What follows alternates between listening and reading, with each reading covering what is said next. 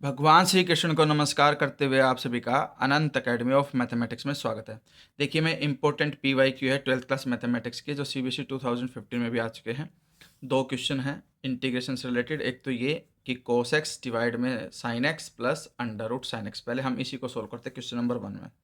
देखिए, question number 1 जो है उसमें हम आई मानते हैं इज इक्वल टू का साइन इंटीग्रेशन।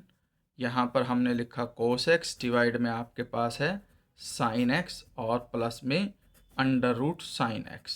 ठीक है, अब हमारे पास जो कंडीशन है हम यहाँ पर सब्स्टिट्यूशन मेथड अप्लाई करेंगे कि लेट साइन एक्स, इसको मैं टी मान लेता हूँ। अब टी का derivative with respect to x करोगे तो साइन एक्स का तो हो जाएगा कोस एक्स, इधर d t by d x आएगा और वो डी एक्स इधर आकर के मल्टीप्लाई हो जाएगा।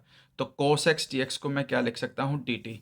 तो देखिए, यहाँ पर कोस एक्स है, यहाँ पर डी एक्स है, दोनों को मिला करके जो बनेगा कोस एक्स डी एक्स, उसकी जगह पे क्या लिखूंगा मैं, डी टी। तो ये तो आ गया ऊपर डी टी, डिवाइड में साइन एक्स को मैंने क्या माना है, टी, तो ये हो गया t plus under root t, ये कंडीशन आ गई। अब मैं इसमें एक काम करता हूँ कि जो रूट टी है उसे मैं कॉमन ले लेता हूँ कि भाई मैंने अंडर रूट टी को मैंने कॉमन लिया, क्योंकि जो टी है इस टी को मैं लिख सकता हूँ under root t into under root t. तो एक टी इसमें से कॉमन बाहर गया, ये बाहर लिख देंगे तो रूट टी अंदर बच जाएगा। तो रूट टी प्लस 1, ये कंडीशन आ गई, और यहाँ डी टी। अब हम क्या करते हैं, फिर से अंडर रूट टी प्लस 1 को हम एक जेड मान लेते हैं, दोबारा से सब्सटीट्यूशन करते हैं।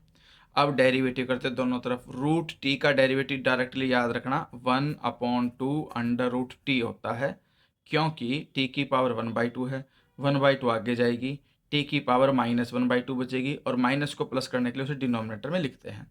तो ये कंडीशन आ गई। इधर रूट टी का डेरिवेटिव 1/2 अंडर रूट टी, 1 का 0, इधर लग जाएगा डी टी और इधर हो जाएगा डी जेड। ठीक है, अब हमारे पास यहाँ से हम डी टी की वैल्यू निकाल देते हैं, 2 under root t d z, ये वैल्यू मैंने निकाल दी।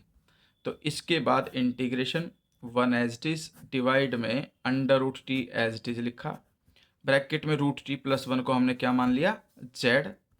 डी टी की जो वैल्यू है वो आ गई 2 रूट जेड ना 2 रूट टी डी जेड, ये वैल्यू आ गई। तो इस रूट टी से ये रूट टी कैंसिल, 2 जो है वो एज इट इज 1/z का इंटीग्रेशन हो जाएगा log z प्लस सी। इसके बाद log z की वैल्यू रख देते हैं, z हमने माना रूट टी प्लस 1। ठीक है, ये 2 आपका आगे है 2 log z में 2, ठीक है, और प्लस सी, ये कंडीशन आ गई। अब टी का भी सब्स्टिट्यूशन जो हमने किया था वो आप वापस लिखेंगे, 2 log ब्रैकेट में अंडर रूट टी को मैंने क्या माना था, साइन एक्स, साइन एक्स को टी माना था, इसलिए under root sine x plus 1 plus c is the required answer.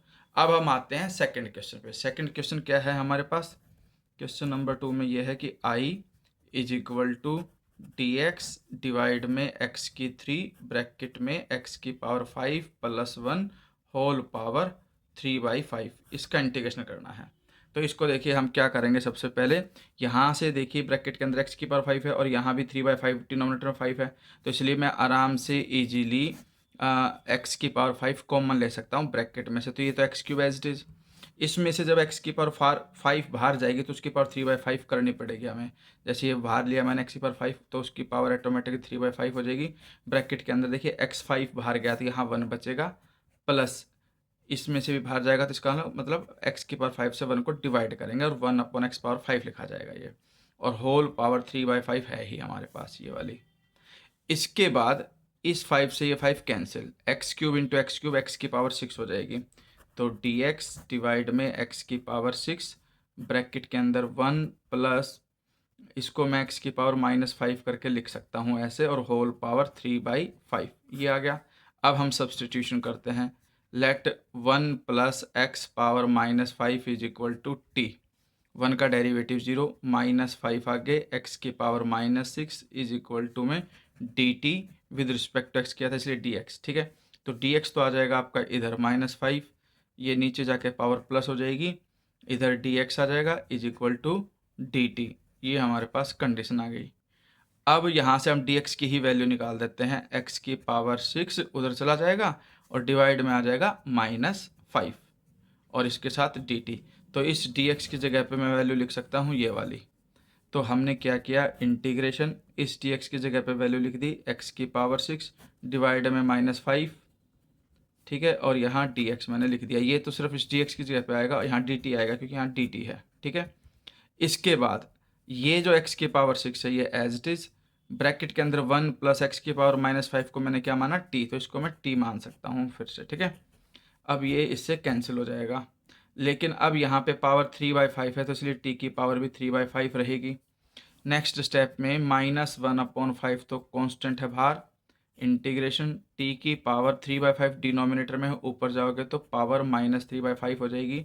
अब t वेरिएबल बन चुका है, उसी का इंटीग्रेशन करना है, तो -1/5, ठीक है, डेरिवेटिव में -3/5 इंटीग्रेशन कर रहे हैं हम एक्चुअली, तो ये कंडीशन आ जाएगी -1/5 टी की पावर -3/5 प्लस 1 डिवाइड में -3/5 plus 1 plus c is equal to, ये तो माइनस का 1/5 है ही, टी की पावर हो जाएगी 5 5 -3 तो 2/5 बचेगी, और सेम वे में ये नीचे भी 2/5 बचेगा प्लस सी, तो इस 5 से 5 कैंसिल हो जाएगा, यानी कि -1/2